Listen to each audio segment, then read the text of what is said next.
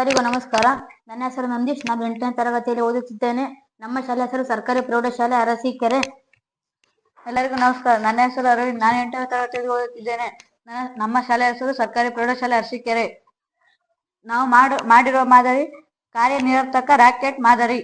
ಇದಕ್ಕೆ ಬೇಕಾದ ಸಾಮಗ್ರಿಗಳು: ಒಂದು ಪೆನ್, ಒಂದು ಲೆವೆಲ್ ಟ್ಯೂಬ್, ಪೇಪರ್ ರಾಕೆಟ್ಸ್ ಮತ್ತು ಒಂದು ಬಾಟಲ್. ಇದನ್ನು ಪರೀಕ್ಷಿಸೋಣ.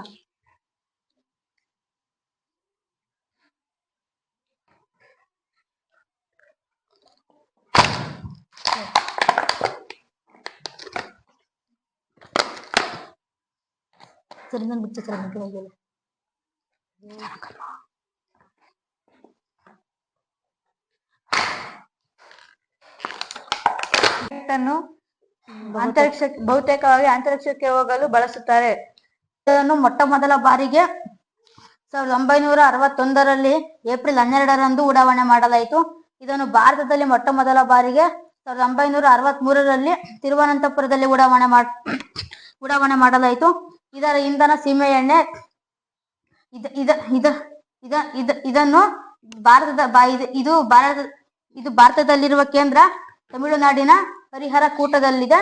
ಇದು ನ್ಯೂಟನ್ನ 3ನೇ ನಿಯಮದಲ್ಲಿ ರಾಕೆಟ್ ಚಲಿಸುತ್ತದೆ. ಧನ್ಯವಾದಗಳು.